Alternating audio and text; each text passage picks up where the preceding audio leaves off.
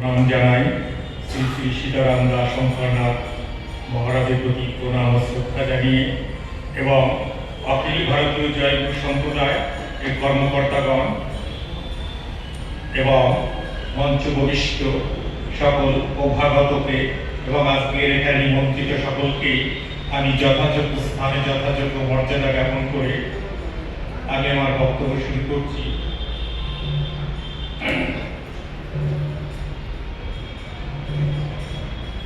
আমরা যারা ঠাকুরের নাম গানে মগ্ন হয়ে আমরা ঠাকুরের প্রতি শ্রদ্ধা জ্ঞাপন করি, ঠাকুরের নাম গান প্রচার করি, আমরা সকলেই একটা সঠিক পথ বেছে নিয়েছি।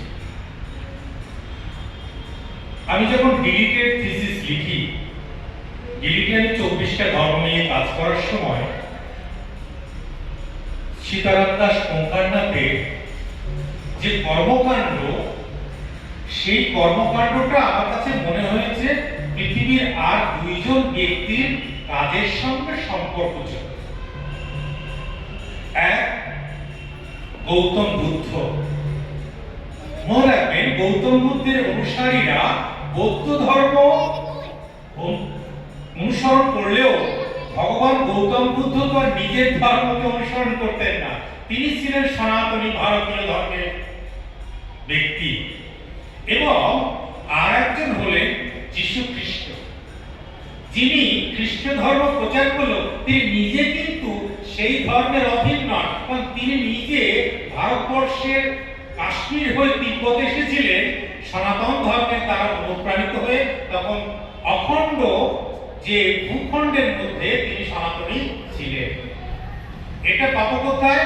আমরা মহর্ষি বেদব্যাসের ভবিষ্যৎ পুরাণে পাবো, শালীবাহনের উপাখ্যানে এখানে পাবো। তো এই দুজনের নাম কেন করলো? গৌতম বুদ্ধ এই সংসারে ঈশ্বর সাধনা করে বড় জায়গায় পৌঁছাতে গেলে কঠোর সাধনা দরকার, ত্যাগ দরকার। কিন্তু সেই কঠোর সাধনা ত্যাগ সমস্ত মানুষের দ্বারা সম্ভব নয়। তাহলে গৃহী মানুষ, সংসারী মানুষ, তারা কি করবে? সৎ পথে থেকে তারা যাতে ঈশ্বরের লাভ করতে পারে তার জন্য একটা তৈরি করলেন মধ্যম নিকায়, মধ্যপন্থা। আর যীশু খ্রিস্ট কি করলেন? কঠিন ব্রতের বদলে এই সাধারণ মানুষ সৎ পথে থেকে তারা যিনি এটা অনুভব করে, নিজে অনুশোচনা করে যে আমি ঈশ্বরের পুত্র, সে ঈশ্বর আমাকে করুণা করবেন। আর ওঙ্কারনাথ সীতারাম কি করলেন? যখন বৈষ্ণব ধর্মে দুটো পথ আমরা দেখলাম, একটা হচ্ছে কঠিন কঠোর ত্যাগ তিতিক্ষা, আর একটা দেখলাম গৃহী বৈষ্ণব, সেখানে সহজিয়া করতে গিয়ে শৈথিল্য দেখা দিল। এই সহজিয়া শৈথিল্য সাধারণ মানুষ পছন্দ করে না, কারণ তার আত্মমর্যাদা আছে, তার জাতি ধর্ম কুল মান আছে, আর কঠিন কঠোর তপস্যা করা সম্ভব নয়। ওঙ্কারনাথ কি করলেন? এই সমস্ত গৃহী মানুষকে সৎ পথে থেকে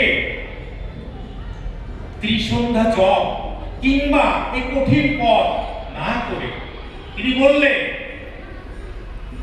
তুমি যে কাজে যখন তুমি মগ্ন থাকো না কেন, সৎ পথে থেকে তুমি কাজে ব্যস্ত থাকলেও সেই কর্তব্য কর্মের মধ্যেই তুমি যদি নাম গান করো, ঈশ্বরের নাম করো, তাহলেই মুক্তি। অর্থাৎ আপনি দেখুন, এই মধ্যপন্থা আমার এই গবেষণা করতে গিয়ে এই মিলটুকু আমি পেয়েছি। যে কারণে ভক্তরা হয়তো ভক্তিতে মনে করেন ওঙ্কারনাথ ভগবানের অবতার পুরুষ।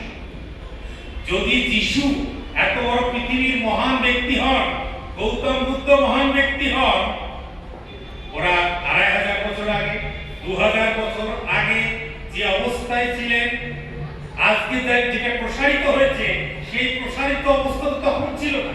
ওঙ্কারনাথ ঠাকুর কত? 135 বছর। আমি আগামীর অপেক্ষায় আছি যিশু, বৌদ্ধ, ওঙ্কারনাথ তাদেরকে ছাপিয়ে যাবে। ছাপিয়ে যাওয়ার ছোট্ট উদাহরণ, আমার বাড়ি ডুমুরদহ থেকে 2 কিলোমিটার দক্ষিণে কুন্তিঘাটে। আমি জানি ওই অঞ্চলের ভৌগোলিক পরিকাঠামো, দিকসুয়ের ভৌগোলিক পরিকাঠামো আমি জানি। আমি এই জন্যই বলছি যখন ডুমুরদহ ভিক্ষু এই অঞ্চলে, আমি পূর্ণ ইতিহাস এবং যে সমস্ত নথিপত্র দেখেছি, যেহেতু কামালপুর হাই স্কুলে আমি চাকরি করেছি কিছুকাল বিশ্ববিদ্যালয়ে যাওয়ার আগে, সেই নথিপত্র দেখে আমার বিস্মিত হয়ে গেলাম। দলে দলে মানুষ ডুমুরদহ প্রত্যন্ত অঞ্চলে মাহেশ্য, মালো, রাজবংশী ইসলাম ধর্ম গ্রহণ করেছে। কারণ ব্রিটিশের নীলকুঠি স্বাধীনতার পর পর্যন্ত ছিল, তার একটা প্রভাব আছে খ্রিস্ট ধর্মে। এই যে দলে দলে দরিদ্র মানুষ, অসহায় মানুষ তারা ধর্মান্তরিত হচ্ছে, ওঙ্কারনাথ কিন্তু এইটা প্রতিরোধ করেছিলেন। এটা মাথায় রাখতে হবে, বৃহত্তর মানুষ তারা ধর্মান্তরিত হওয়ার পথে এগিয়ে যাচ্ছিল, তিনি তাদেরকে আশ্রয় দিলেন, নাম গান দিয়ে আশ্রয় দিলেন, সকলকে সমান অধিকার দিয়ে আশ্রয় দিলেন, আশ্রমে তার সকলের জন্য মুক্ত দ্বার। এই জন্যই সীতারাম ওঙ্কারনাথ প্রণম্য শ্রদ্ধেয়, তাকে প্রণাম জানাই।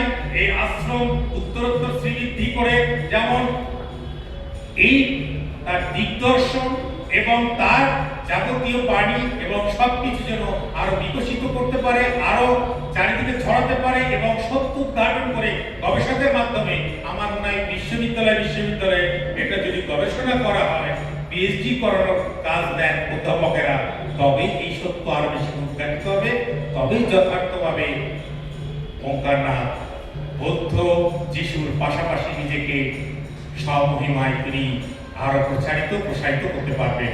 নমস্কার, ধন্যবাদ।